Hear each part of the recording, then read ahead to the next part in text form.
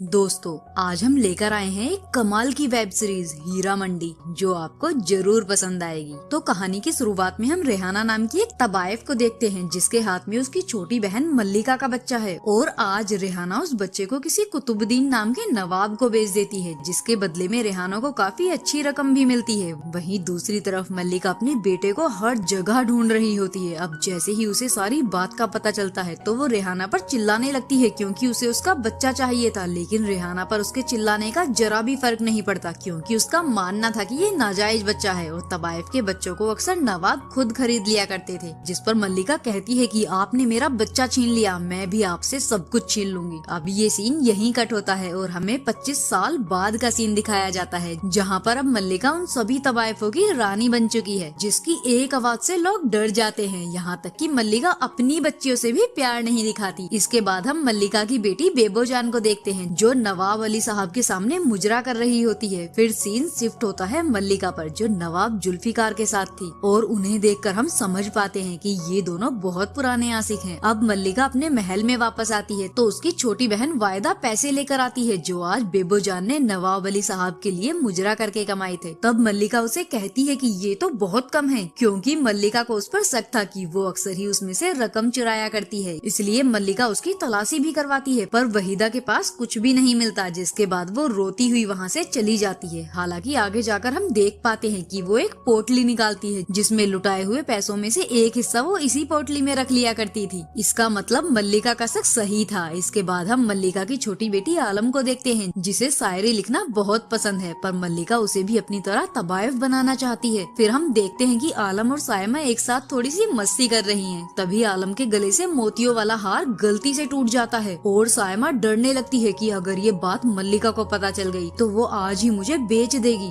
इसलिए दोनों जल्दी जल्दी सारे मोती बीनने लगती हैं, क्योंकि मोती बहुत कीमती थे। फिर आलम जब मल्लिका को बताने जाती है कि वो मोतियों की माला तो टूट गई थी, पर हम मोती बीन कर ले आए हैं, वो भी पूरे 100 मोती। तब मल्लिका कहती है कि मोती तो पूरे 101 थे, और अगर वो एक मोती नहीं मिला तो वो सायमा को बेचकर उस एक मोती की कीमत वसूल करेगी। फिर आलम वो एक मोती कैसे भी ढूंढ कर ले आती है, और ये देखकर मल्लिका उसकी तारीफ करती है। फिर मल्लिका आलम से कहती है कि तुम अब बड़ी हो चुकी हो, इसलिए अब तुम्हारी नथ उतरवाई का समय आ चुका है, जिससे तुम नामी तबायफ बन सकती हो। लेकिन आलम को तो ये सब कुछ पसंद ही नहीं था, उसे तो एक शायरा बनना था। अब मल्लिका अगले दिन आलम की नथ उतरवाई का ऐलान भी कर देती है। जब ये बात आलम अपनी दोनों बड़ी बहनों को बताती है कि वो तबायफ नहीं बनना चाहती और उसके तो कुछ और ही अरमान है, तब उसकी बड़ी बहन लज्जो कहती है कि हमारी किस्मत में यही लिखा है, क्योंकि मेरी बुआ तो मुझे 6 साल की उम्र में ही यहाँ पर बेच कर चली गई थी, तब से मैं मल्लिका के साथ हूँ। इस पर बेबो भी कहती है कि हमें भी तो यहाँ से निकलना था, पर हम कहाँ निकल पाए। यहाँ पर इनकी बातों से हमें ये भी पता चलता है कि लज्जो नवाब जोरावर से प्यार करती है और वो उससे शादी भी करना चाहती है, ताकि वो इस नर्क की दुनिया से बाहर निकल पाए। और प्यार के कारण ही उसे शराब के नशे का चस्का भी लग चुका है। इसके बाद हम एक नवाब ताजदार को देखते हैं, जो हाल ही में इंग्लैंड से पढ़कर लौटा है। उसकी दादी कहती है कि तुम पूरे अंग्रेज बन चुके हो, तुम्हें नजाकत सीखने के लिए हीरा मंडी जाना चाहिए। ये वही इलाका है जिसकी मालकिन मल्लिका है। और दोस्तों, उस समय तबायफों के पास जाना नवाबों की शान को बढ़ाने जैसा था, पर ताज हीरा मंडी जाने से मना कर देता है, क्योंकि वो अय्यासी नहीं करना चाहता था और हीरा मंडी जैसी जगहों से नफरत करता था। फिर ताज सीधा अपने पापा से जाकर मिलता है और बातों ही बातों में कह देता है कि ये अंग्रेज हम पर राज कर रहे हैं और इन्हें यहाँ से भगाना चाहिए। जिस पर कोई भी ताज की बातों से सहमत नहीं था, क्योंकि इन सब नवाबों की अंग्रेजों से काफी अच्छी बनती थी। पर कुछ ऐसे क्रांतिकारी भी थे जो अंग्रेजों को भगाने का जिम्मा उठा चुके थे। अब अगले दिन मल्लिका के पास एक नया अधिकारी मिलने आता है, जो उसे कहता है कि हमें एक तबायफ चाहिए जो हमारे जश्न में मुजरा कर सके, और इसके लिए हम मुंह मांगा दाम देंगे। लेकिन मल्लिका इसके लिए मना कर देती है, क्योंकि उसका मानना था कि तबायफे सिर्फ नवाबों के लिए होती हैं, और अगर वो ऐसे ही कहीं पर जाकर मुजरा करने लगेंगी तो उनकी क्या औकात रह जाएगी। ये सुनते ही वो ऑफिसर गुस्से में वहाँ से चला जाता है और मन बना लेता है कि वो इस मल्लिका को सबक सिखा कर रहेगा। इसके बाद वो ऑफिसर उस्ताद को बुलाता है, जो हीरा मंडी में काफी अरसे से काम कर रहा है, और वो उसे कहता है कि मुझे मल्लिका की कमजोरी चाहिए, क्योंकि मैं उससे बदला लेना चाहता हूँ। अब रात को मल्लिका आलम से एक पार्टी में चलने को कहती है, पर आलम तो इसके लिए बहाना बना देती है कि मेरी तबीयत खराब है। तब मल्लिका बताती है कि आज तो बड़े शायर नयाज साहब भी उस पार्टी में आने वाले थे, पर अब तुमने मना कर दिया है तो मैं अकेली ही चली जाऊंगी। ये सुनकर आलम तुरंत मान जाती है, पर अब मल्लिका उसे ले जाने से मना कर देती है। इसलिए आलम मल्लिका की बग्घी के पीछे चुपचाप चुपचाप बैठ जाती है क्योंकि वो नियाजी साहब की बहुत बड़ी फैन थी। जब ये लोग वहाँ पर पहुँचते हैं तो वहाँ पर सभी लोग नियाजी साहब की शेर और शायरी सुन रहे थे और आलम उनकी शायरी लिखने लगती है। तभी ताज की नजर उस पर पड़ती है और होना क्या था, ताज आलम को देखते ही उसका दीवाना हो जाता है। फिर वो आलम के पास जाता है और उससे बात करने की कोशिश करता है, पर उसी समय वो पार्टी खत्म हो जाती है जहाँ से सब लोग जाने लगते हैं और ताज हर जगह आलम को ही ढूंढ रहा था। तभी ताज की दादी उसे मल्लिका से मिलवाती हैं और कहती हैं कि इनकी बेटी की नथ उतरवाई है जिसके लिए हमने आपका नाम दिया है, जिस पर ताज हीरा मंडी की बेइज्जती कर देता है और मल्लिका इस बात से नाराज होकर वहाँ से चली जाती है। इसके बाद जब आलम वापस बग्गी के पीछे बैठकर महल पहुँचती है तो इस बार मल्लिका को पता चल गया था कि आलम भी वहाँ पर गई थी, लेकिन वो उसे उस समय पर कुछ नहीं कहती। फिर अगली सुबह होते ही सजा के तौर पर वो आलम की सारी शेर और शायरी वाली डायरी जला देती है। इससे हम समझ पाते हैं कि मल्लिका में कितना गुरूर भरा हुआ है कि अगर कोई उसकी बात न माने तो उसे सजा देने के लिए वो किसी भी हद तक जा सकती है। इधर हम बेबो को नवाब अली के साथ देखते हैं जो बेबो के साथ फ्लर्ट कर रहा था। तभी एकदम से नवाब साहब को जाना पड़ता है और वो बताते हैं कि शहर में कुछ बागी अंग्रेजों के खिलाफ धरने पर उतर आए हैं, इसलिए हो सकता है कि आज अंग्रेज उन पर गोलियां चलवा दें, इसलिए हमें ये सब रोकने के लिए जाना पड़ेगा। इसके बाद बेबो आलम को किताब दिलवाने के लिए ले जाती है क्योंकि मल्लिका ने तो उसकी सारी किताबें जला दी थी। अब बुक स्टोर से ये लोग बुक खरीदते हैं और मौका देखकर बेबो बुक स्टोर के मालिक से अपनी एक खास किताब मांगती है जो उसे किसी भी हाल में एक क्रांतिकारी तक पहुंचानी थी। अब उस किताब में ऐसा क्या था ये तो हमें आगे ही पता चलेगा। फिर बेबो वो किताब लेकर आलम से बहाना बनाकर वहाँ से चली जाती है। फिर आलम अंदर जाकर शायरी वाली किताब ढूंढने लगती है। तभी वो ताज से टकराती है जिसे देखकर आलम भी खुश हो जाती है क्योंकि सिर्फ ताज ही नहीं बल्कि आलम भी उसे पसंद करने लगी थी। इधर हम बेबो को देखते हैं जो कुछ क्रांतिकारियों से मिलने आई थी। असल में वो इस देश को अंग्रेजों से आजाद करवाना चाहती थी, इसलिए वो नवाबों से आए दिन इन्फॉर्मेशन लेकर क्रांतिकारियों को बताया करती थी। अब बेबो बताती है कि नवाब अली साहब ने बताया है कि आज अंग्रेज सूट एंड साइड का ऑर्डर दे सकते हैं, इसलिए वो उन्हें किताब देती है जहां हमें पता चलता है कि इस किताब में एक बंदूक है जो बेबो क्रांतिकारियों तक पहुंचाना चाहती थी। दूसरी तरफ आलम ने अपनी पसंद की किताबें खरीद ली थी और अभी तक ताज और आलम एक दूसरे का नाम भी नहीं जानते हैं। यहाँ आलम समझ रही थी कि ताज बुक स्टोर में काम करता है। अब आलम किताबें लेकर वहाँ से जाने लगती है क्योंकि बेबो अभी तक नहीं आई थी। तभी वहाँ पर दंगे छिड़ जाते हैं और आलम उसमें फंस जाती है। फिर यहाँ ताज आता है और सबसे पहले आलम को बचाते हुए साइड में ले जाता है और फिर जब वो एक क्रांतिकारी को अंग्रेजों से पिटता हुआ देखता है तो उसकी भी जान बचाने जाता है। फिर जैसे ही ताज को एक अंग्रेज गोली मारने वाला था तभी पीछे से एक क्रांतिकारी आ जाता है जिसे बेबो ने बंदूक दी थी और वो उसे गोली मारकर ताज को बचा लेता है। अब इसके बाद ताज सीधा आलम के पास जाता है, लेकिन वहाँ से आलम पहले ही जा चुकी थी और उसका रुमाल वहीं पर गिर गया था। यहीं पर एपिसोड 1 समाप्त होता है। एपिसोड 2 की शुरुआत में हमें फिर से 25 साल पहले का सीन दिखाया जाता है जहाँ पर मल्लिका रेहाना के पैर दबा रही थी। असल में उस समय पर रेहाना ही हीरा मंडी की मालकिन थी। तभी रेहाना को मल्लिका की बातों से पता चलता है उसका और जुल्फिकार का अफेयर चल रहा है जो कि रेहाना का साहब था यानी कस्टमर। इस पर रेहाना भड़क जाती है और मल्लिका की बेइज्जती करने लगती है और कहती है कि मैं तुझे बेच दूंगी। उसकी ये बातें सुनकर मल्लिका को उस पर बहुत गुस्सा आता है और वो रेहाना को जान से मार देती है। थोड़ी ही देर में वहाँ पर जुल्फिकार भी आ जाता है और वो ये सब देखकर हैरान रह जाता है। फिर ये दोनों मिलकर रेहाना की लाश को महल के बीचों बीच एक झूमर पर टांग देते हैं। फिर मल्लिका जुल्फिकार को वहाँ से भगा देती है और जोर जोर से रोने लगती है। असल में इनका ये प्लान था कि सभी लोगों को ये लगे कि रेहाना ने आत्महत्या कर ली है। मल्लिका की रोने की आवाज सुनकर सभी लोग दौड़ते हुए उसके पास आते हैं और वो देखते हैं कि रेहाना ने सुसाइड कर लिया है। हालांकि इसके बावजूद भी मल्लिका को जेल हो जाती है क्योंकि अंग्रेजों को लग रहा था कि मल्लिका ने ही रेहाना को मारा है, क्योंकि झूमर के नीचे ना तो कोई टेबल था और ना ही कोई कुर्सी थी, तो आखिरकार वो झूमर से लटकी कैसे। लेकिन इन सब के बावजूद जुल्फिकार अंग्रेजों को पैसे खिलाता है और उस केस की फाइल को लेकर मल्लिका को आजाद करा देता है। अब कहानी प्रेजेंट में आती है जहाँ पूरे शहर में कर्फ्यू लगा हुआ था और आज रेहाना की मौत को 25 साल बीत गए थे, इसलिए ये सब ख्वाबगाह महल में जाते हैं जहाँ पर रेहाना की मौत हुई थी और उसे श्रद्धांजलि देते हैं। पर हम यहाँ देखते हैं कि मल्लिका रेहाना के लिए अभी भी यही कहती है कि तुम्हारी आत्मा को कभी भी चैन न मिले, क्योंकि आज भी उसके मन में रेहाना के प्रति नफरत भरी हुई थी। फिर मल्लिका की छोटी बहन वहीदा कहती है कि मुझे यहाँ की चाबियां दे दो, अब मैं यहीं पर रहूंगी, क्योंकि पहले भी मल्लिका वहीदा से वादा कर चुकी थी कि हम तुम्हें ख्वाबगाह देंगे, पर इस बार भी वो उसे मना कर देती है कि अभी हवेली पर केस चल रहा है और केस खत्म होते ही वो इसे दे देगी। देगी। इसके बाद हम लज्जो को देखते हैं जो अपनी बहन बेबो को बताती है कि वो जोरावर से कितना प्यार करती है और शादी के बाद वो कहाँ कहाँ जाएंगे। पर बेबो जानती थी कि जोरावर तो किसी और लड़की से प्यार करता है और जब वो इस बारे में लज्जो से पूछती है तो लज्जो उस पर भड़क जाती है कि जोरावर सिर्फ मेरा है। जिसके बाद वो खूब शराब पीकर जोरावर से मिलने जाती है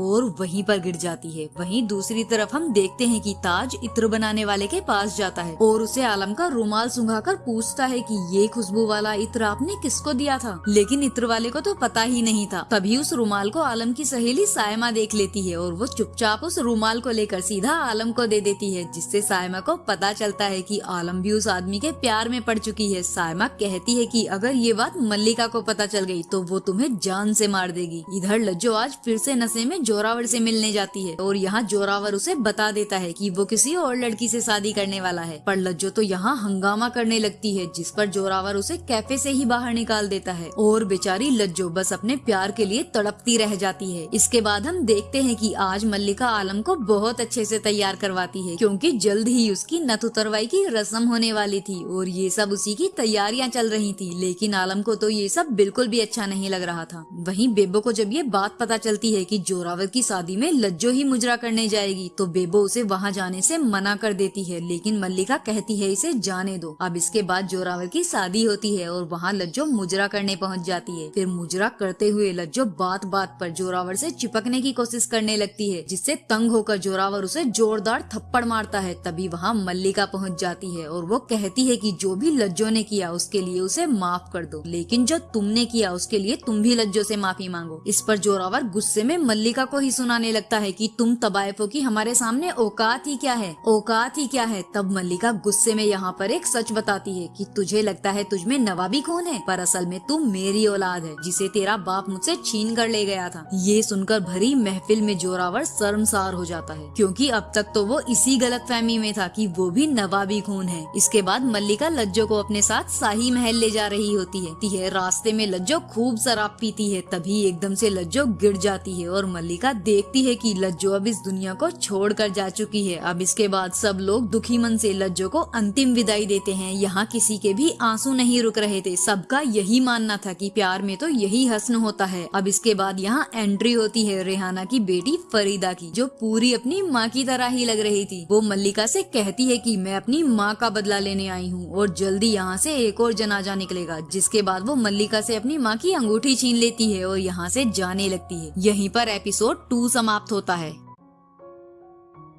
एपिसोड 3 की शुरुआत में हम 25 साल पहले मल्लिका और जुल्फिकार को एक साथ में देखते हैं, जहां वहीदा उनके पास आती है और कहती है कि रेहाना के नाम पर 2 महल थे, एक शाही महल जिसमें आप रहती हैं और एक ख्वाबगा महल जो वीरान पड़ा है, इसलिए आप उसे मेरे नाम कर दीजिए। तब मल्लिका भी कह देती है कि हाँ, उसे हम तुम्हें सौंप देंगे। वहीदा का कहना था कि आप दस्तखत कर दीजिए ताकि ऑफिशियली ये मेरा हो जाए। तब इसी बात को लेकर यहाँ गर्मा गर्मी हो जाती है और जुल्फिकार गुस्से में उसी पेन से वहीदा के चेहरे पर वार कर देता है और यही निशान आज तक वहीदा छुपा कर रखती है, क्योंकि इससे उसकी सुंदरता कम हो गई थी। अब कहानी प्रेजेंट में आती है, जहां आज मल्लिका और वहीदा ख्वाबगाह के मामले के लिए कोर्ट जा रहे थे। असल में ख्वाबगाह महल जिस नवाब का था, उसने रेहाना से खुश होकर वो महल रेहाना को दे दिया था और अब उस नवाब की मौत के बाद उसके घर वाले ख्वाबगाह महल वापस मांग रहे थे, जो मल्लिका देना नहीं चाहती। इसलिए इनका केस कोर्ट में चल रहा था और मल्लिका ने वहीदा से वादा भी किया था कि जैसे ही वो ये केस जीत जाएगी, ख्वाबगा महल उसी का होगा। अब कोर्ट में नवाब की फैमिली का वकील ख्वाबगा महल की मांग कर रहा था।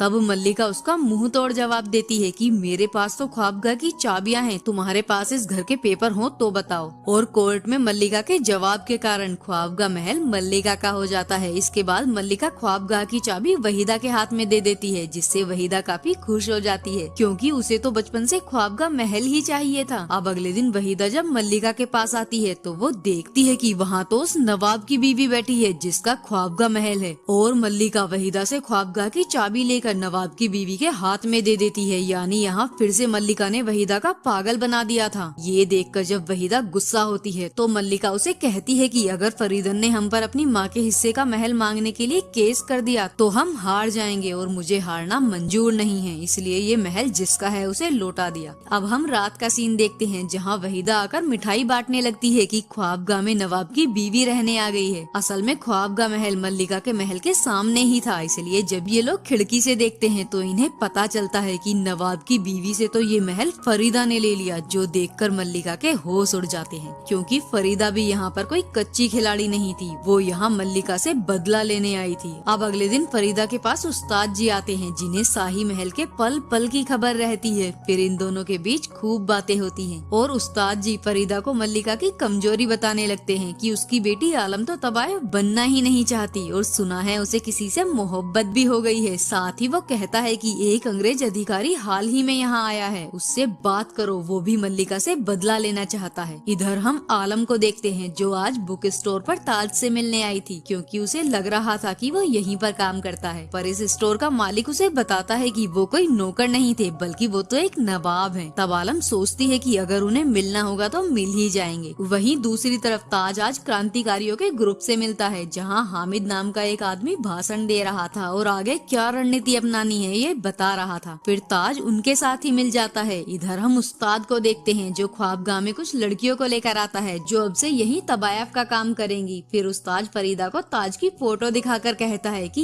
यही है जिससे आलम प्यार करती है और मल्लिका ने भी उसकी नथ उतरवाई के लिए इसी लड़के को सेलेक्ट किया है। पर ये दोनों ये बात नहीं जानते, अगर आप इसको अपना बना ले तो मल्लिका को तगड़ा झटका लगेगा। पर फरीदा कहती है कि अब हम इन दोनों को मिलवाएंगे, जिससे इनके बीच प्यार होगा और प्यार तो सब कुछ निगल जाता है। फिर उस्ताद बताता है कि बेबो जान के साहब नवाब अली हैं, जिन्हें वो बहुत चाहती है। फिर उनका कुछ करते हैं। तब फरीदा कहती है कि हाँ, हमारा शिकार नवाब अली साहब होंगे। इसके बाद आलम बेबो के पास आती है और वो उसे कहती है कि आपके साथ दावत पर हम भी चलेंगे। असल में नवाब अली साहब ने बेबो के लिए दावत रखवाई थी, जहाँ बड़े बड़े नवाबों को बुलाया गया था और आलम को लग रहा था कि शायद वहाँ ताज भी आएगा, क्योंकि वो ताज से मिलना चाहती थी। इसके बाद हम रात को नवाब अली साहब की दावत देखते हैं, जहाँ नवाब अली साहब बेबो की बहुत तारीफ कर रहे थे। तभी वहाँ उनसे मिलने फरीदा आती है और वो नवाब अली साहब के साथ फ्लर्ट करने लगती है, जिसे देखकर बेबो को अच्छा नहीं लगता और वो समझ जाती है कि ये नवाब अली साहब को मुझसे छीनने आई है, इसीलिए वो उन्हें वहाँ से अपने साथ ले जाती है। इसके बाद फरीदा सीधे आलम से मिलने जाती है और बातों बातों में ताज का जिक्र छेड़ देती है और ये भी कहती है कि ताज से प्यार करती हो तो कल दरगाह पर दुआ मांगना, वो तुम्हारा हो जाएगा। जिस पर आलम ज्यादा कुछ नहीं बोलती। फिर जब उसे ताज दिखाई देता है तो वो उससे बातें करने चली जाती है। अब ये दोनों यहाँ पर काफी सारी बातें करते हैं और अपने अपने पसंद के शेर और शायरी भी पढ़ते हैं, पर अभी भी इन्हें नहीं पता था कि कौन कहाँ रहता है। इसके बावजूद भी इन्हें प्यार हो जाता है। इसके बाद फरीदा ताज से मिलती है और उससे आलम की बातें करने लगती है। फिर वो कहती है कि अगर मैं तुम्हारी मुलाकात आलम से करवा दूं, जिस पर ताज को विश्वास नहीं होता, लेकिन फरीदा कहती है कि तुम दोनों की मुलाकात कल दरगाह में होगी, जो हीरा मंडी में है। तब ताज कहता है कि उस तबायफी इलाके में उस शरीफ लड़की का क्या काम, पर फरीदा उसे नहीं बताती कि आलम एक तबायफ की बेटी है, क्योंकि वो जानती थी कि इससे शायद ताज आलम से दूरी बना लेगा और उसका ये प्लान खराब हो सकता है। फिर अगले दिन आलम ताज का दरगाह पर इंतजार करती है, क्योंकि वो फरीदा की बातों में आ गई थी। पर काफी समय बीत जाता है, ताज वहाँ नहीं आता और ये सब ऊपर से फरीदा देख रही थी। उसी समय वहाँ ताज आ जाता है, पर उससे पहले आलम उठकर फरीदा से मिलने पहुँच जाती है। अब फरीदा उससे कहती है कि जैसा मैंने कहा था वैसा ही हुआ और देखो तुम्हारा ताज आ गया। फिर आलम दूरबीन से ताज को देखकर उससे मिलने भागती है, लेकिन तब तक तो ताज वहाँ से जा चुका था और फरीदा उससे कहती है कि अब तुम उससे अगले हफ्ते ही मिल पाओगी, क्योंकि जैसा फरीदा ने कहा था ठीक वैसा ही आलम के साथ हुआ था। इसलिए आलम को विश्वास हो जाता है कि फरीदा काफी कुछ जानती है। इसके बाद फरीदा सीधा उसी अधिकारी से मिलने जाती है जो मल्लिका का दुश्मन था और वो अपनी माँ रेहाना का केस खुलवाने की बात करती है, पर वो अधिकारी तो मना कर देता है कि ये केस बहुत पुराना है, इसलिए हमारे पास इसकी ना तो कोई फाइल है और ना ही कोई गवाह। जिस पर फरीदा अधिकारी को अपनी बातों में फंसाकर कहती है कि इसका इंतजाम मैं कर दूंगी, आप बस इस केस को खोलिए। इसके बाद ये बात जैसे ही जुल्फिकार को पता चलती है कि फरीदा अपनी माँ का केस दोबारा ओपन करवा रही है, तो वो सीधा मल्लिका के पास पहुंचकर उसे धमकाने लगता है कि वो केस की फाइल मैंने तुम्हें दी थी, वो कहाँ है, क्योंकि अगर वो फाइल किसी के हाथ लग गई तो ये मामला बिगड़ सकता है और उसमें सब कुछ लिखा था। तब मल्लिका उसी पल से वो फाइल ढूंढने में लग जाती है, पर उसे वो फाइल कहीं भी नहीं मिलती। फिर वो वहीदा को बुलाकर उससे फाइल के बारे में पूछती है, क्योंकि 25 साल पहले उसने वहीदा को वो फाइल संभालने को दी थी। जिस पर वहीदा बताती है कि वो फाइल फाइल तो उसने उसी समय पर जला दी थी, जिसे सुनने के बाद मल्लिका की जान में जान आती है। इधर हम फरीदा को देखते हैं जो मल्लिका को एक और झटका देने के फिराक में थी, इसलिए वो अपनी नथ उतरवाई की रस्म करवाना चाहती थी। ये बात जैसे ही मल्लिका को पता चलती है, वो हीरा मंडी की सभी तवायफों की मीटिंग बुला लेती है, क्योंकि ये रूल था कि नथ उतरवाई कुंवारी लड़कियों की ही होती है। और सबका यही कहना था कि फरीदा तो कई सारे आदमियों के साथ पहले ही सो चुकी है और उसे तो मल्लिका ने 9 साल की उम्र में ही बेच दिया था, तो वो कुंवारी कहाँ है। इस पर फरीदा भड़क जाती है और कहती है कि अगर यही रूल है तो आज से ये रूल बदल जाएगा और मैं अपनी नथ उतरवाई जरूर करवाऊंगी। फिर वो इसकी अनाउंसमेंट भी करवा देती है। तब मल्लिका भी फरीदा को हराने के लिए अपनी चाल चलती है और वो बेबो जान का आखिरी मुजरा रखती है, यानी आज के बाद बेबो जान कहीं मुजरा नहीं कर पाएंगी और ना ही कभी कोठे पर बैठेंगी। उसकी अनाउंसमेंट मल्लिका करवा देती है, जिससे बेबो खुश नहीं थी। अब असल में मल्लिका ने ये चाल इसलिए चली थी क्योंकि हीरा मंडी में जब भी किसी की नथ उतरवाई होती है तो सारे नवाब उसे देखने जाते हैं और अगर किसी तवायफ का आखिरी मुजरा हो तो उसके सामने नथ उतरवाई की रस्म भी फीकी पड़ जाती है, क्योंकि सारे नवाब तो तवायफ का आखिरी मुजरा देखने आते हैं। इसी कारण फरीदा की नथ उतरवाई की रस्म में कोई नहीं आता और सारे नवाब बेबो जान का आखिरी मुजरा देखने पहुँच जाते हैं। अब फरीदा ये सब सोचकर काफी गुस्से में थी। तभी वहाँ मल्लिका आती है और उसकी बेइज्जती करके वहाँ से चली जाती है, जिस पर फरीदा का कहना था कि ये चाल तुम भले ही जीत गई होगी पर आगे तैयारी कर लेना, क्योंकि मैं बहुत खतरनाक चाल चलूंगी जिससे तुम्हारे सारे सपने चूर चूर हो जाएंगे। दोस्तों, एपिसोड 3 यहीं पर समाप्त होता है।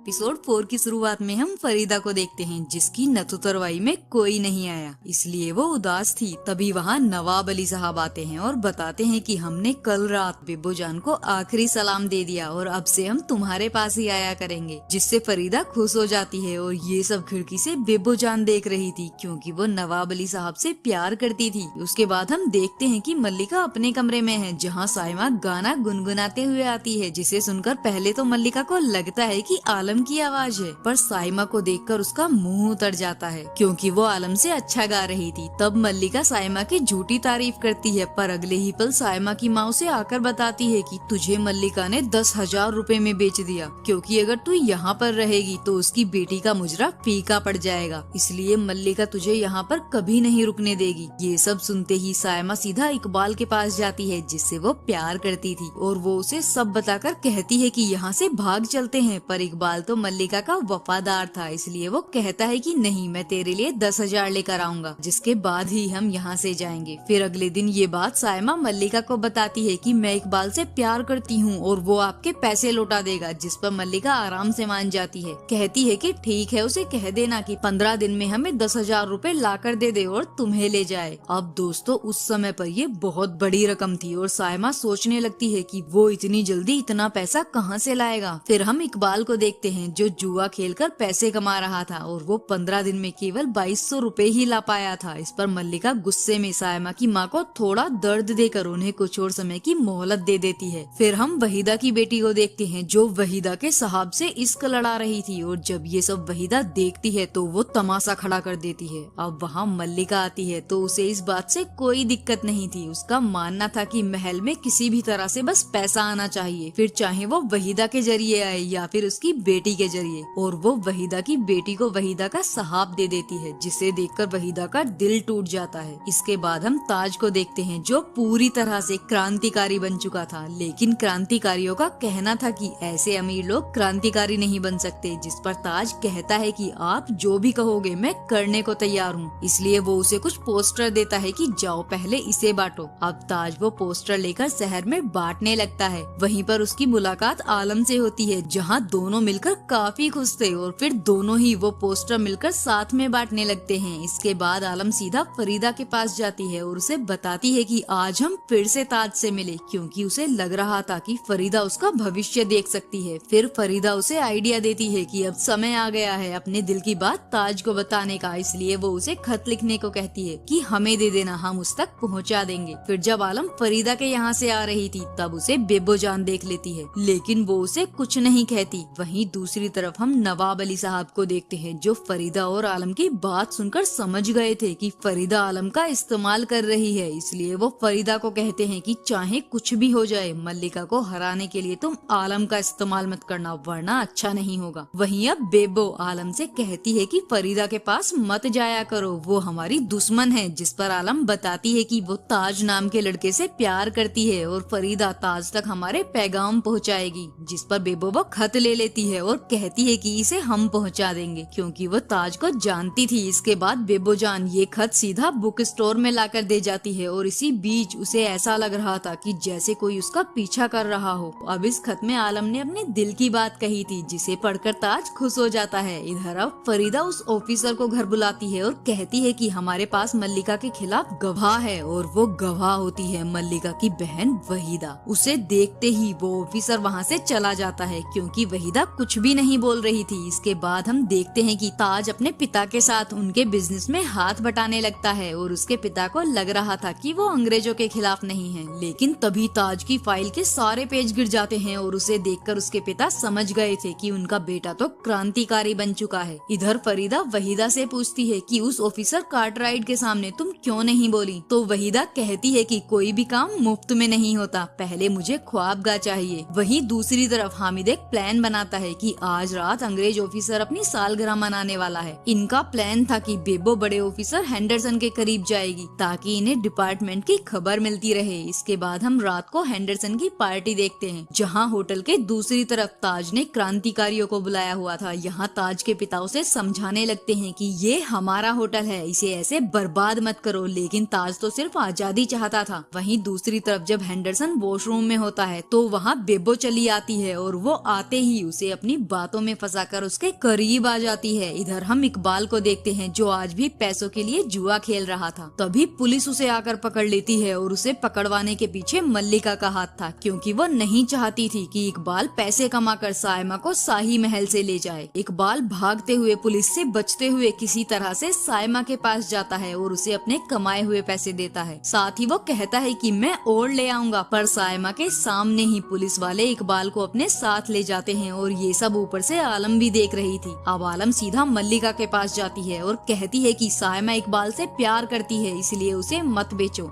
इस पर मल्लिका कहती है कि ठीक है, पर ये बात मनवाने के लिए तुम्हें नथुतरवाई की रस्म करवानी पड़ेगी। तो अब सायमा के लिए आलम हाँ कर देती है और ये सारी बातें बाहर खड़ी सायमा सुन रही थी। वहीं दूसरी तरफ इकबाल को जेल में अंग्रेज खूब टॉर्चर करते हैं और कार्टराइट इकबाल से कहता है कि तू मल्लिका के खिलाफ गवाही दे दे कि मल्लिका अंग्रेजों से गद्दारी कर रही है। साथ ही वो इकबाल को भी भड़काता है कि मल्लिका ने ही तुझे गिरफ्तार करवाया है। लेकिन इकबाल मल्लिका के खिलाफ जाने से मना कर देता है, क्योंकि वो उसका वफादार था। यहाँ आलम नथुतरवाई की रस्म के लिए पूरी तरह तैयार हो जाती है और ये देखकर बेबोजान बताती है कि ताज ने तुम्हारे लिए एक खत भेजा है, जिसमें वो आज रात तुम्हें मिलने के लिए बुला रहा है। इस पर आलम कहती है कि हाँ, आखिरी बार मैं उससे मिलने जरूर जाऊंगी। फिर शाम को आलम ताज से मिलने पहुंच जाती है। वहीं हम ताज को देखते हैं, जो क्रांतिकारियों के साथ मीटिंग में था, इसलिए वो आलम से मिलने नहीं जा पाता और आलम वहाँ पर एक खत रख कर चली जाती है। फिर वहाँ से आने के बाद आलम अपनी नथुतरवाई की तैयारियों में लग जाती है। इसके बाद अब सायमा फैसला करती है कि आलम ने उसके लिए बहुत कुछ किया है, इसलिए वो भी कुछ ऐसा करना चाहती है जिससे आलम भी उसे याद रखे। इधर अब फरीदा एक खत लिखती है और उसे सीधा आलम तक पहुंचा देती है कि ये ताज ने भेजा है, जिसमें कि फरीदा मल्लिका को नया झटका देने की तैयारी में थी। अब आलम को वो खत मिल जाता है और फरीदा की दासी आलम से कहती है कि आप यहाँ से निकल चलिए, बाकी सब आपको फरीदा समझा देगी। तभी वहाँ सायमा भी आती है और वो भी यही कहती है, तुम्हें यहाँ से निकल जाना चाहिए। अब जैसे ही बेबोजान आलम के पास आती है तो देखती है कि आलम तो वहाँ से भाग चुकी है और अब आलम सीधा एक बग्गी में फरीदा से मिलती है और फरीदा उसे यहाँ से भागने के लिए हौसला देने लगती है। साथ ही वो आलम को एक पल के लिए भी सोचने का मौका नहीं देती कि वो सही कर रही है या गलत। फरीदा कहती है कि प्यार में कुछ सही या गलत नहीं होता। इधर बेबोजाना मल्लिका के पास आती हैं और बताती हैं कि आलम भाग चुकी है, जिसके बाद महल की सारी लाइटें बुझा दी जाती हैं और यहाँ हम देखते हैं कि मल्लिका की नाक से खून बह रहा है। वहीं हम फरीदा को देखते हैं, जो आलम को भगाकर काफी खुश थी। और यहीं पर एपिसोड 4 समाप्त होता है।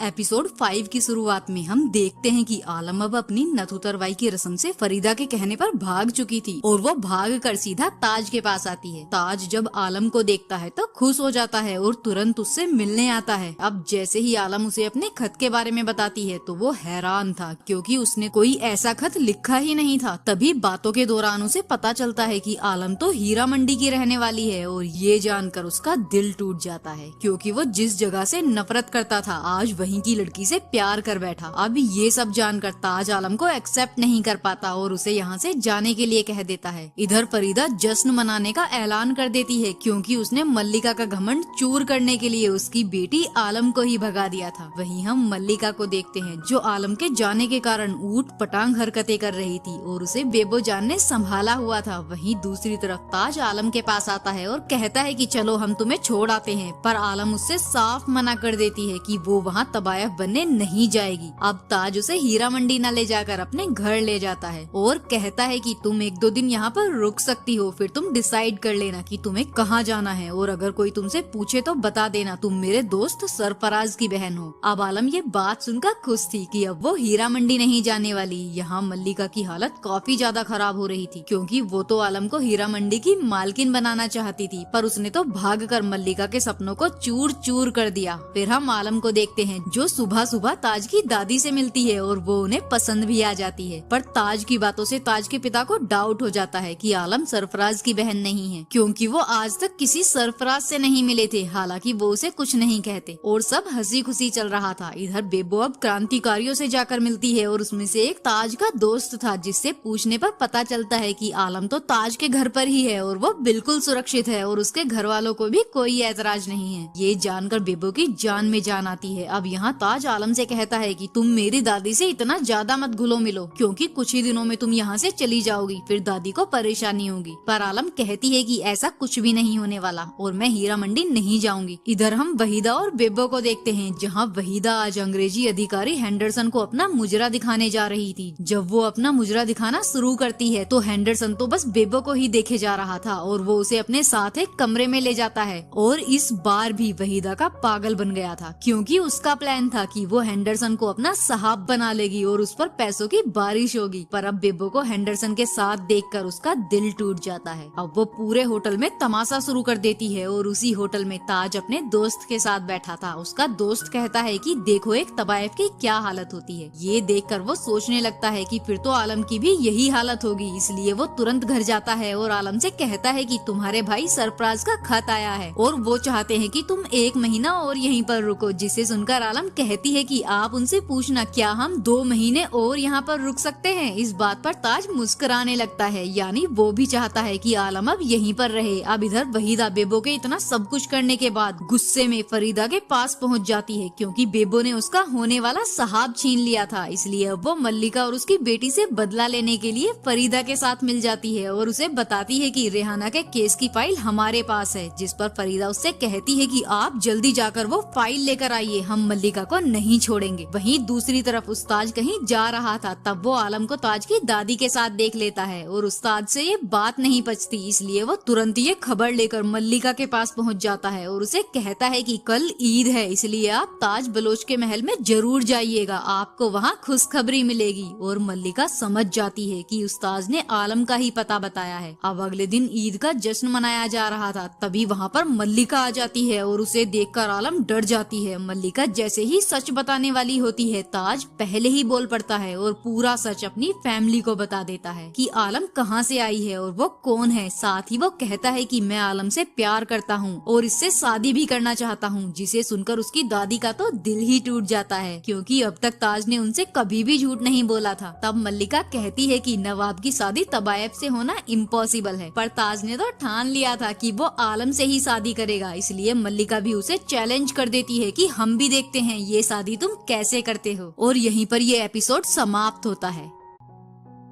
एपिसोड 6 की शुरुआत में वहीदा मल्लिका को भड़का रही थी कि आपसे अपनी बेटी तो संभाली नहीं जाती, आप ये शाही महल कैसे संभाल पाओगी। फिर इधर हम ताज को देखते हैं जिसे उसके पिता ने घर से निकाल दिया था, इसलिए ताज अपनी दूसरी कोठी पर जाता है जो उसके मामा संभालते थे। अब ताज के साथ आलम को देखकर उसके मामा कहते हैं कि अभी तुम्हारी शादी नहीं हुई, इसलिए ये लड़की यहाँ नहीं रह सकती, क्योंकि शादी से पहले तो सिर्फ तबायफ ही ऐसे आती हैं और अगर ये यहाँ रहेगी तो हम यहाँ नहीं रह पाएंगे। जिस पर ताज कहता है कि चाहे कुछ भी हो जाए लेकिन ये यहीं पर रहेगी। तो ताज के मामा यहाँ से चले जाते हैं। इधर हम वहीदा को देखते हैं जो 25 साल पुरानी फाइल जमीन से निकाल रही थी, क्योंकि वो जानती थी कि ये फाइल कभी न कभी उसके काम जरूर आएगी, इसलिए उसने उस फाइल को वहीं पर गाड़ दिया था। अब सुबह होते ही वहीदा तुरंत फरीदा से मिलने जाती है और उसे वो फाइल दे देती है। फिर ये दोनों फाइल को लेकर ऑफिसर कार्टराइट को देने के लिए जाने लगती हैं, पर उस्ताद आकर बताता है कि वो तो लाहौर में ही नहीं है, वो 15 दिनों के लिए बाहर गए हैं। ये सुनकर वहीदा को तो बहुत गुस्सा आता है, पर फरीदा कहती है कि 15 सालों तक मैंने बहुत इंतजार किया है, अब 15 दिन का इंतजार और कर लूंगी। वहीं दूसरी तरफ हम ताज और आलम को एक साथ बहुत खुश देखते हैं जो आज इंटीमेट भी हो जाते हैं। फिर हम जुल्फिकार और मल्लिका को देखते हैं, वो मल्लिका को बताता है कि ये फरीदा बहुत पहुंची हुई चीज है, उसके हर शहर में केस चल रहे हैं और वो कई नवाबों के साथ फ्रॉड कर चुकी है, जिसकी फोटो मल्लिका के हाथ लग जाती है। असल में फरीदा ने कई नवाबों को मारा था तो कई के महल छीन लिए थे। अब अगर ये फोटो पुलिस को दे दी जाए तो उसे जेल जाने से कोई नहीं बचा पाएगा, और ये जानकर मल्लिका बहुत खुश हो जाती है। इसके बाद हम फरीदा को देखते हैं जो अपनी फोटो खिंचा रही थी। तभी वहाँ पर मल्लिका आती है जो पहले तो अपनी 25 साल पुरानी फाइल को देखकर चौंक जाती है, पर वो समझ जाती है कि ये जरूर वहीदा ने दी होगी। हालांकि वो अब घबराती नहीं है, बल्कि फरीदा को उसकी फोटो दिखाती है और बताती है कि ऐसी और भी फोटोज हैं, अगर तुम्हारा सच पुलिस को बता दिया जाए तो तुम आज ही अरेस्ट हो जाओगी। इसलिए मल्लिका कहती है कि तुम मेरी ये फाइल छुपा दो, मैं तुम्हारे राज छुपा दूंगी। जो देखकर फरीदा को गुस्सा तो बहुत आता है, पर वो कुछ कर नहीं पाती। फिर रात को फरीदा वहीदा को अपने पास बुलाकर कहती है कि इस फाइल में तो कोई भी सबूत नहीं है, जो देखकर वहीदा के होश उड़ जाते हैं और वो समझ जाती है कि ये सबूत फरीदा ने ही गायब किए होंगे। और एक बार फिर से वहीदा का दिल टूट जाता है और वो बची कुची फाइल भी जला देती है। फिर वहीदा सीधा मल्लिका के पास जाती है और उससे अपने किए की माफी मांगती है। तब मल्लिका भी उसे बिना कुछ कहे माफ कर देती है। फिर मल्लिका कहती है कि अब से तुम्हारी बेटी यहाँ की हुजूर बनेगी, जिसका पूरा महल पर राज होगा। इधर हम देखते हैं कि अब जेल से इकबाल छूट गया है और वो साइमा के बारे में ही पूछ रहा था, लेकिन कोई भी उसे कुछ नहीं बताता। फिर इकबाल मल्लिका के पास जाता है और मल्लिका इकबाल से माफी मांगती है। अंग्रेजों ने तुम पर बहुत सारे चार्जेस लगा दिए थे, इसलिए तुम्हें रिहा करवाने में इतनी देर हो गई। साथ ही वो इकबाल से बता देती है कि तुम्हारे जेल जाते ही साइमा किसी और के साथ भाग गई और उसने तुम्हारे लिए बस ये एक कड़ा छोड़ा है, जिसे सुनकर इकबाल को बहुत बुरा लगता है और वो अंदर ही अंदर टूट जाता है। इसके बाद अगले दिन बेबो हेंडरसन के पास जाती है और उसके पास वो एक नक्शा रखा हुआ देखती है जिसमें हथियारों की पूरी डिटेल थी। इधर हम ताज को आलम के साथ देखते हैं जो उसे पूछता है कि क्या तुम मुझसे शादी करोगी। आलम भी इसके लिए खुशी खुशी मान जाती है। फिर इधर बेबो ये सारी जानकारी क्रांतिकारी भाइयों को जाकर देती है ताकि ये लोग वहाँ से हथियार चुरा सकें जो क्रांति लाने में काम आ सकते हैं। और जब वो ताज से आलम के बारे में पूछती है तो ताज कहता है कि हम दोनों जल्द ही शादी करने वाले हैं। ये सुनकर बेबो बहुत खुश हो जाती है। अब शादी होने से एक दिन पहले ताज अपने यहाँ पर एक बड़ी दावत रखता है जहाँ पर बड़े बड़े नवाब और अंग्रेज आए हुए थे। असल में ये सब इसलिए किया गया था ताकि ये पीछे से सारे हथियार चुरा सके और इससे किसी को उन पर शक भी नहीं होगा। तभी वहाँ पर फरीदा और कार्टराइट आते हैं और फरीदा आलम से मिलने उसके कमरे में चली जाती है। अब वहाँ आलम तो नहीं थी, पर फरीदा को कुछ ऐसे सबूत मिलते हैं जो कि अंग्रेजों के लिए बहुत काम के थे। इधर हम क्रांतिकारियों को देखते हैं जो पुलिस के भेष में हथियार चुराने आए थे। अब वो हथियार चुराने के बाद जैसे ही निकलने वाले थे तो किसी ने बाहर से दरवाजा ही बंद कर दिया था और ये लोग समझ जाते हैं कि ये सब उन्हें फंसाने के लिए प्लान किया गया था। और दरवाजे के बाहर अंग्रेजी अफसर खड़े थे ताकि इन लोगों के बाहर निकलते ही इन्हें जान से मार दें, पर ये क्रांतिकारी दूसरे दरवाजे से यहाँ से भाग निकलते हैं। हालांकि उसी समय अंग्रेज इन पर फायरिंग करते हैं जिसमें एक क्रांतिकारी को गोली लग जाती है। इधर आलम जब फरीदा से मिलती है तो वो काफी गुस्सा थी क्योंकि फरीदा ने झूठा खत देकर उसे महल से भगा दिया था। फरीदा कहती है कि ये सब तो मैंने तुम्हारे प्यार के लिए किया था, लेकिन आलम उसकी बात नहीं मानती। इसके बाद कार्टराइट जब फरीदा के साथ होता है तब उसे पता चलता है कि उनके यहाँ से हथियार चोरी हो चुके हैं, इसलिए वो जल्दी से जाने लगता है। तब फरीदा फरीदा कहती है कि मैं तुम्हें बता सकती हूँ ये चोरी किसने की है और मेरे पास इसके सबूत भी हैं, पर उसके लिए तुम्हें मेरा एक काम करना पड़ेगा। तब कार्टराइट इसके लिए मान जाता है। फिर फरीदा बताती है कि रेहाना वाला केस तो मैंने वापस ले लिया है, पर तुम उसकी चुपचाप तहकीकात करते रहो क्योंकि मुझे किसी भी हाल में मल्लिका से बदला लेना है। ये सुनकर कार्टराइट भी हाँ कर देता है कि केस तो मैं अपनी जिम्मेदारी पर ओपन कर लूंगा। फिर फरीदा उसे चोरी के सबूत दे देती है जो उसे आलम और ताज के कमरे से मिले थे। इधर हम देखते हैं कि आज आलम अपनी शादी के लिए काफी खुश थी। तभी यहाँ पर पुलिस वाले आ जाते हैं और ये देखकर आलम सारे सबूत छुपाने लगती है जो कि क्रांतिकारियों के प्लान की डिटेल थी। अब ताज भी यहाँ पर नहीं था और आलम को पुलिस सबूतों के साथ पकड़ लेती है, जिसके बाद आलम को पीट पीट कर यहाँ से ले जाया जाता है। इधर हम देखते हैं कि वो गोली जिसको लगी थी वो हामिद ही था और ये सोचने लगते हैं कि हम में से ही कोई गद्दार है, वरना हमारा प्लान अंग्रेजों तक कैसे पहुँचता। तभी वहाँ पर एक आदमी आकर बताता है कि ताज की कोठी पर पुलिस ने रेड मार दी और आलम को उठा ले गए और सारे सबूत भी उन्हीं के पास हैं। अब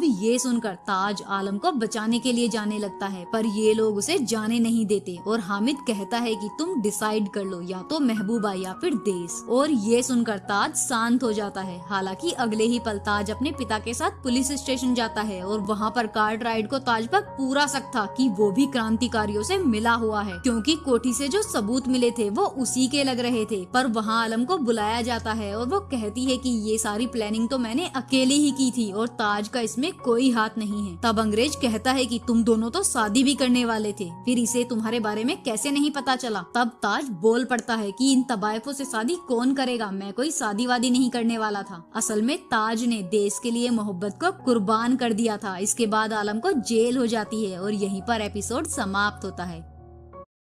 एपिसोड 7 की शुरुआत में हम मल्लिका और बेबो जान को देखते हैं, जहां बेबो बताती है कि आलम को पुलिस ने अरेस्ट कर लिया है, इसलिए वो मल्लिका से आलम को छुड़ाने के लिए कहती है। पर मल्लिका कहती है कि आलम का ताज कहाँ गया, वो तो उससे शादी करने वाला था। बेबो कहती है कि ताज का तो पता नहीं, पर आप आलम को बचा लीजिए। जिसके बाद अपनी बेटी के लिए मल्लिका पुलिस स्टेशन पहुँच जाती है, लेकिन यहाँ कार्टराइट नहीं होता, तो वो वहीं पर बैठकर उसका इंतजार करने लगती है। फिर हम कार्टराइट को देखते हैं जो फरीदा के साथ था। अब यहाँ मल्लिका को कार्टराइट का इंतजार करते करते रात हो जाती है। थोड़ी देर बाद कार्टराइट आता है। तब मल्लिका उससे आलम को छोड़ने की बात करती है, पर यहाँ कार्टराइट बताता है कि आलम तो क्रांतिकारियों के साथ मिली हुई है, उसे हम नहीं छोड़ सकते। जिस पर मल्लिका कहती है कि मैं अपनी बेटी को छुड़ाने के लिए कुछ भी कर सकती हूँ। ये सुनकर कार्टराइट अलग ही मूड में आ जाता है और वो मल्लिका से गाना गाने को कहता है, तो मल्लिका गाना गाने लगती है। फिर वो उसे डांस करने को कहता है, तो मल्लिका वो भी करती है।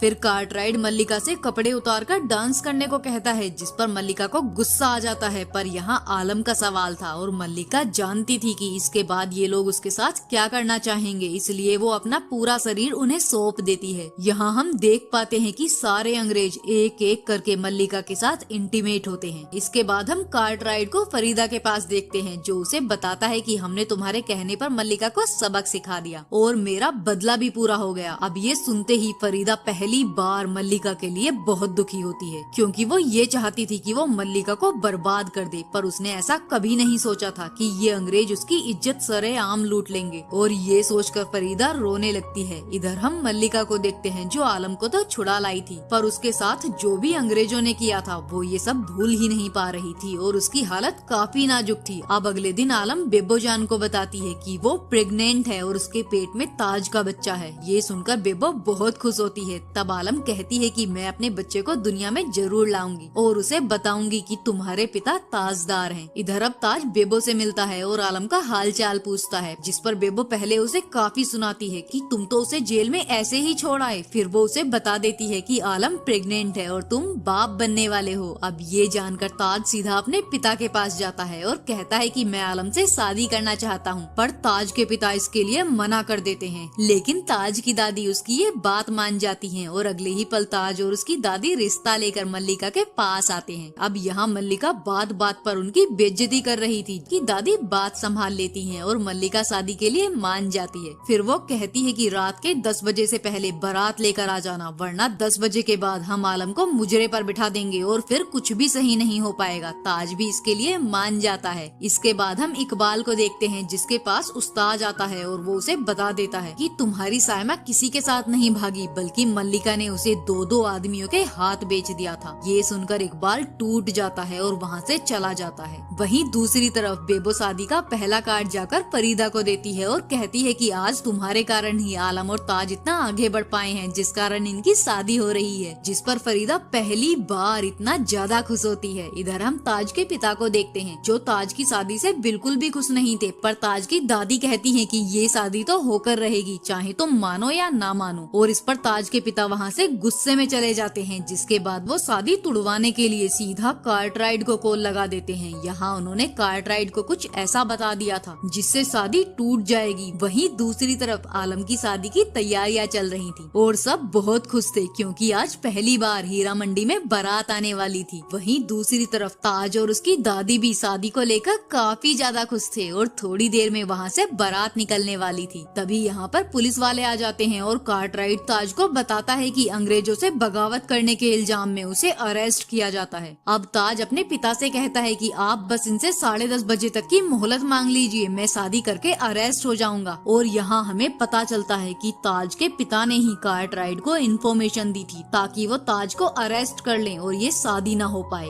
जिसके बाद पुलिस वाले ताज को अरेस्ट करके अपने साथ ले जाते हैं और ताज की शादी का सपना यहीं पर चूर चूर हो जाता है। थोड़ी देर बाद ये बात मल्लिका को भी पता चल जाती है और वो सीधा आलम को जाकर बताती है कि अब ताज नहीं आने वाला, इसलिए अब तुम जाकर मुजरे पर बैठो और ताज को भूल जाओ। अब यहाँ जब फरीदा खुश होकर आलम की शादी में जा रही थी, तभी उस्ताद उसे बताता है कि कार्टराइड ने ताज को गिरफ्तार कर लिया है और उसके ऊपर बड़ी बड़ी धाराएं लगाई हैं। ये सुनते ही फरीदा सीधा कार्टराइड के पास जाती है, जहाँ वो देखती है कि पुलिस वाले ताज को बहुत बुरी तरह से मार रहे हैं। तभी पुलिस वाला एक डंडा ताज के सर पर देकर मारता है, जिससे उसकी मौके पर ही मौत हो जाती है। ये देखकर फरीदा के होश उड़ जाते हैं। इधर आलम अब पहली बार मुजरा करती है और उसकी आंखों में ताज के ना मिलने का दुख भी था। तभी यहाँ आकर फरीदा बेबो को बताती है कि ताज अब इस दुनिया में नहीं रहा और बेबो सीधा जाकर आलम को भी ताज के मरने की खबर बता देती है, जिसके कारण आलम एकदम सहम जाती है और यहीं पर यह एपिसोड समाप्त होता है।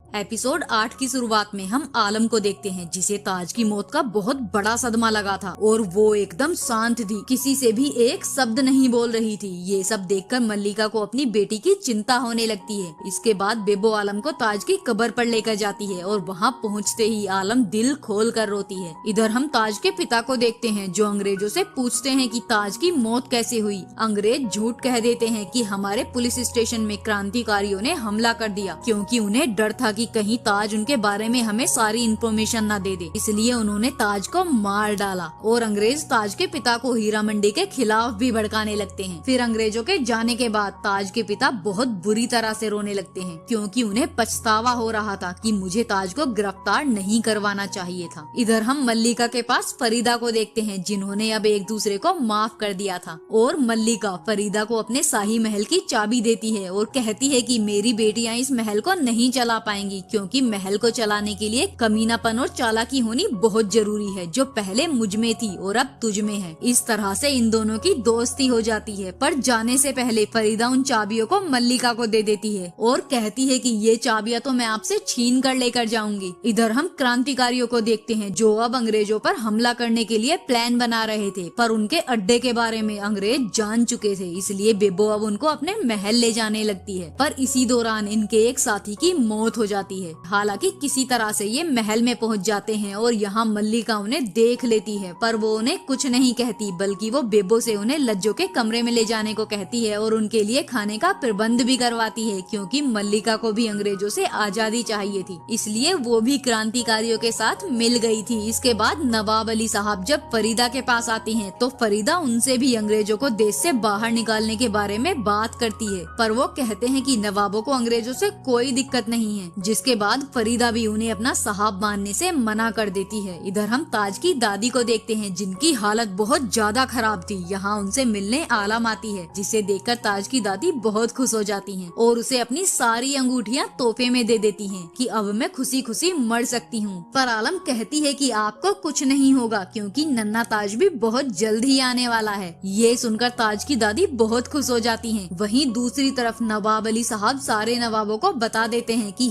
हीरा मंडी की तवायफें अब अंग्रेजों के खिलाफ बगावत पर उतर आई हैं। इसलिए ये लोग हीरा मंडी से दूरी बनाने का फैसला कर लेते हैं कि हमें अंग्रेजों से कोई पंगा नहीं लेना। फिर हम देखते हैं कि जब से नवाबों ने हीरा मंडी आना छोड़ा तब से यहाँ का कारोबार गिर गया था और सब कुछ सूना सूना पड़ा था। तब उस्ताज वहाँ आता है और मल्लिका को जुल्फिकार से बात करने के लिए कहता है, पर मल्लिका और वहीदा का फैसला था कि चाहे कुछ भी हो जाए पर हम नवाबों के पास नहीं जाएंगे। इसके बाद अब तवायफों की मीटिंग रखी जाती है, जहाँ बेबोजान सबसे कहती है कि हमें अब आजादी की राह पर चलना चाहिए क्योंकि हमारा आजाद होने का पूरा अधिकार है। ये सब सुनकर सारी औरतें आजादी की पहल करने के लिए तैयार हो जाती हैं। वहीं दूसरी तरफ हामिद एंडरसन को मारने का प्लान बना रहा था। तभी बेबो कहती है कि मैं हेंडरसन को मारूंगी क्योंकि उसने मुझे जलसे में बुलाया है। मैं वहाँ सबके सामने हेंडरसन को मारूंगी, फिर भले ही उसके लिए मुझे कोई भी सजा क्यों ना मिले। अब अगले दिन हम जलसे में हेंडरसन को देखते हैं जो स्पीच दे रहा होता है। तभी वहाँ बेबो सबके सामने हेंडरसन को गोली मार देती है और उसकी वहीं पर मौत हो जाती है, जिस कारण वहाँ भगदड़ मच जाती है और पुलिस वाले आते हैं जिन्हें हामिद मारने लगता है। पर पीछे से कार्टराइट बंदूक से हामिद को मार डालता है और बेबो को भी पकड़ लिया जाता है। अब यहाँ मल्लिका को भी पता चल जाता है कि हेंडरसन को किसी ने मार डाला और वो कोई और नहीं बल्कि बेबो है, जिसे सुनकर मल्लिका के होश उड़ जाते हैं। अब इधर जेल में बेबो को बहुत ज्यादा टॉर्चर किया जाता है और ये लोग बार बार उसके साथियों का नाम पूछ रहे थे, लेकिन बेबो सिर्फ एक ही शब्द कहती है, आजादी। इसके बाद मल्लिका के पास फरीदा आती है जो कहती है कि बेबो की जान को बचाना बेहद जरूरी है, वरना कल कार्टराइट बेबो जान को मार डालेगा। तब ये लोग फैसला करते हैं कि अब हम जंग के लिए अंग्रेजों से भिड़ जाएंगे। इसके बाद यहाँ आलम के पास उस्ताद जी आते हैं और उससे कहते हैं कि तुम्हारे लिए एक ऑफर है। असल में कार्टराइट तुम्हारे साथ सोना चाहता है, जिस पर पहले तो आलम भड़क जाती है, पर उस्ताद बताता है कि कार्टराइट से बदला लेने का इससे अच्छा मौका तुम्हें कभी नहीं मिलेगा। तुम ये बंदूक रख लो और उसे जान से मार देना।